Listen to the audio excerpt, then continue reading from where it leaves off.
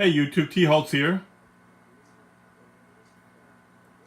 Taking a full view of my 75-gallon Goldfish and Dojo Loach tank. These, three of these goldfish were in my outdoor container pond last summer. And I put them in the 75-gallon tank, and then I bought 3 more goldfish along with 7 Dojo Loaches. And I just want to check out this Dojo Loach here. Look at him under that rock. They do like to burrow under the rocks. The gravel really gets moved around in this tank. I'm not sure who moves it around. I mean, the goldfish, or sand I should say, gets moved around a lot. There's a real low spot right there. I don't know whether the goldfish are moving it, which I suspect it's them, because this is the feeding corner. And a lot of the food goes down on the bottom, and I think the goldfish probably pick it up and redistribute the sand. But the Dojo Loaches do like to hide. They think they're hiding under the rock just because their head is hidden under there. He thinks he's hidden under the rock.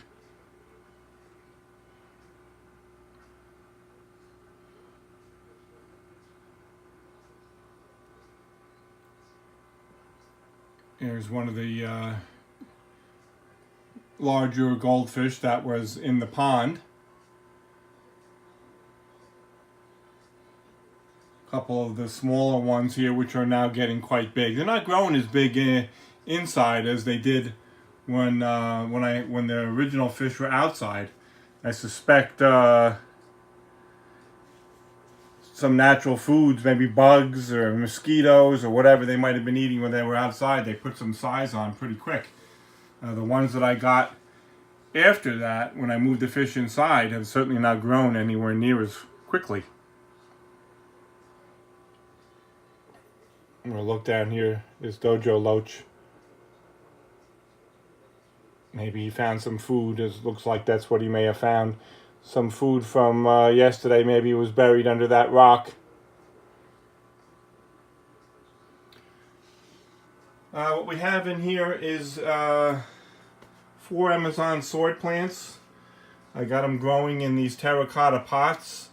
The pots are dirted with a little bit of a gravel cap. I'm probably going to take these plants out of these pots and put them in a little bit larger pots, maybe not taller, but maybe wider. I don't want to take up too much space here in the tank. I'm thinking maybe just a little bit wider so I can put more dirt in them to give the roots more room to stretch out. There's really not a whole lot of dirt in the bottom of these pots, so eventually the roots are going to get cramped and we'll probably see some browning in the leaves. But they have done very well. Cold water, room temperature. Wasn't sure how the Amazon swords would do in room temperature water, but they're doing very well.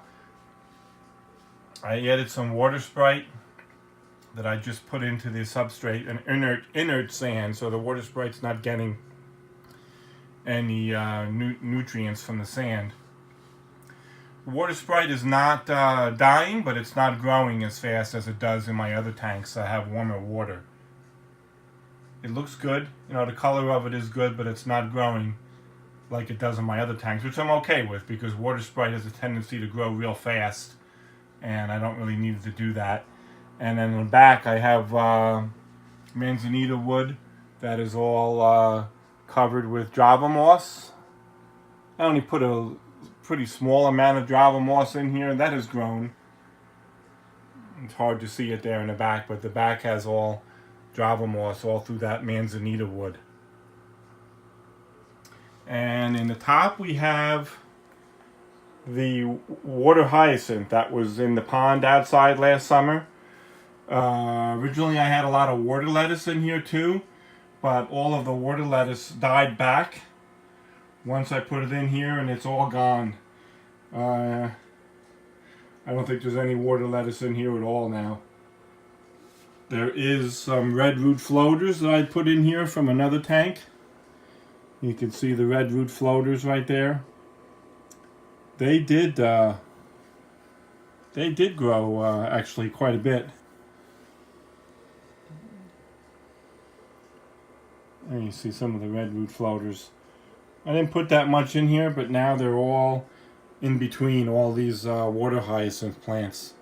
It's too bad about the water lettuce. I guess the didn't like the inside light, because it really was nice when I first put it in here. But now we just have water hyacinth. And you can see the surface from the inside. This tank has a Sun 304B. It's got the UV sterilizer on it, which I'm not running right now. I ran it for probably the first couple months that I had this tank going, and then I decided, well, I'm not adding anything new other than I did add this water sprite. But it came from another aquarium, so I know there wasn't anything in there that I didn't want in this tank. No need to run the UV sterilizer all the time if you're not really adding anything to the tank. So I got it shut off for now. Save the light. If I add anything to the tank, I'll turn it on for a little while, let it filter through, and then shut it off again. That's a good feature of the Sun 304B, that you could turn that UV sterilizer off whenever you want, on and off. Really like these dojo loaches. These are the, as you can see, the orange ones or yellow ones, whatever you want to call them. They don't seem to get as big as the other kinds of dojo loaches I've seen. The normal brown ones, or they're actually, yeah, they're pretty much just brown, the regular ones.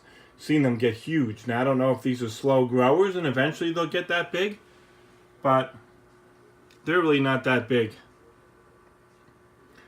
They're definitely fatter than when I purchased them. They put some weight on.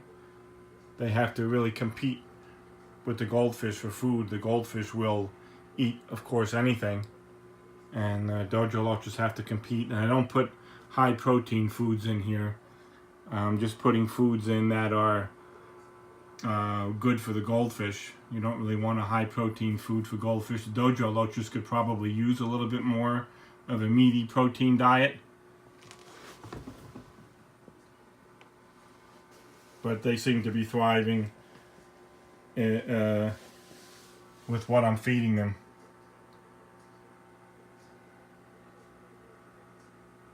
Still a lot of flow coming out of this filter. You can see if there's a dojo loach right there. They like to hide in the back in the weeds there too.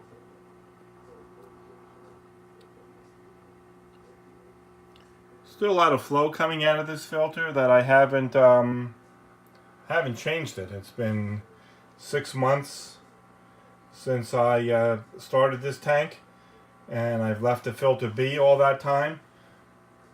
I think the next time I do a water change, or shortly thereafter, I'll probably take the filter apart and clean it. But there still is a lot of flow. It seems to be running well. The water is crystal clear. I do have a lot of algae on the back glass and some on the leaves here, as you can see. I was only doing water changes once every 2 weeks on this tank, but I've started to do it once a week because the nitrates, which I never really checked for, but I did in this case, and the nitrates were fairly high after the second week without a water change. So I started doing weekly. And that might help with the algae as well. To get some of the nitrates out of the water might help with the algae. Less nutrients for the algae to grow.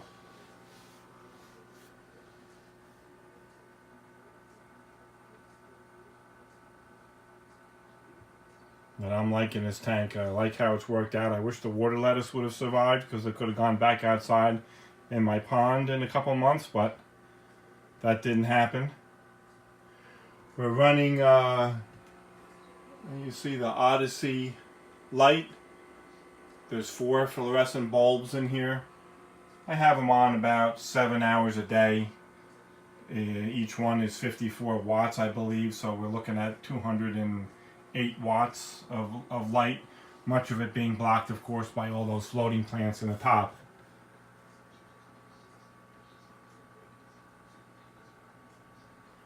You see the dojo loaches just sit, you know, sometimes in unusual spots, and sometimes they even look like they're dead when the way they're laying on the bottom, laying in the Java moss on the back. Sometimes I think that they're not alive, and I want to go poke them to make sure they're okay, but I know they're fine. I come back a little while later, and they've moved from whatever spot they were in.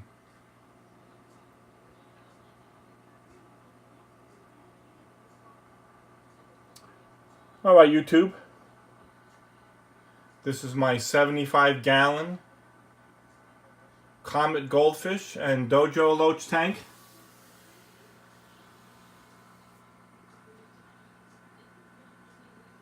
Thanks for watching.